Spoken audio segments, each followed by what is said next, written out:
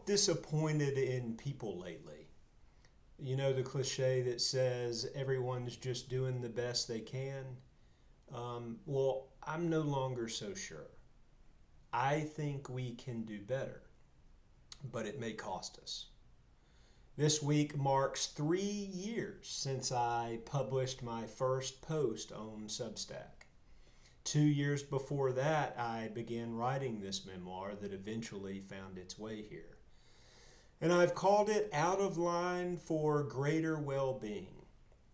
I wanted to know what would happen if I stopped living according to everyone else's lines and started living according to reality as I experienced it.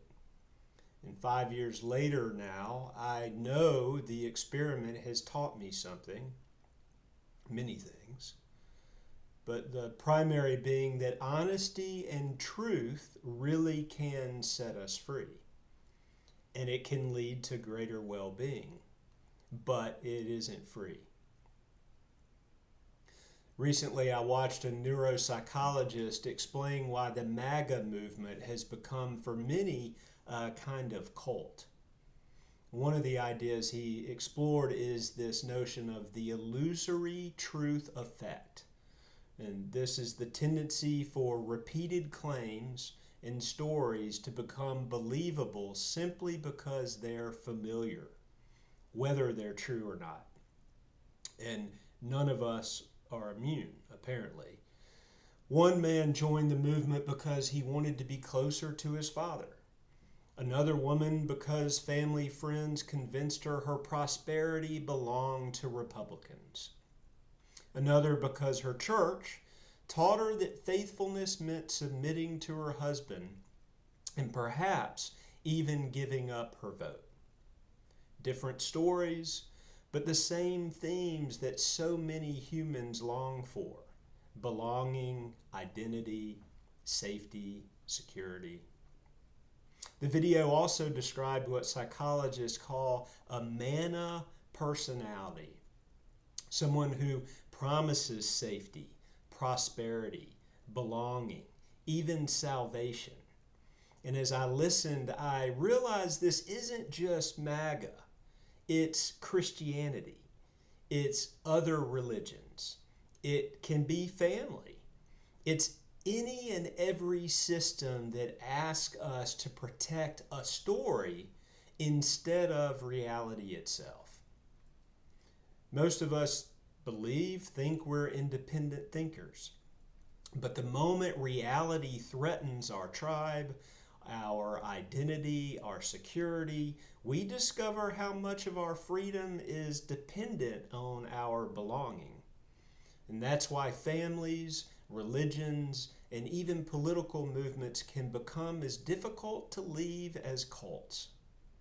Not because people are stupid, but because truth has consequences. Reality has consequences. And the opposite, or one opposite, of the illusory truth effect isn't intelligence, it's courage. You don't know how free you really are until telling the truth cost you something. And that's another thing I've learned throughout my life. But only recently have I crystallized, I think, what Out of Line for Greater Well-Being has really been about. It's not about rebellion for rebellion's sake. It's not simply just about independence or autonomy.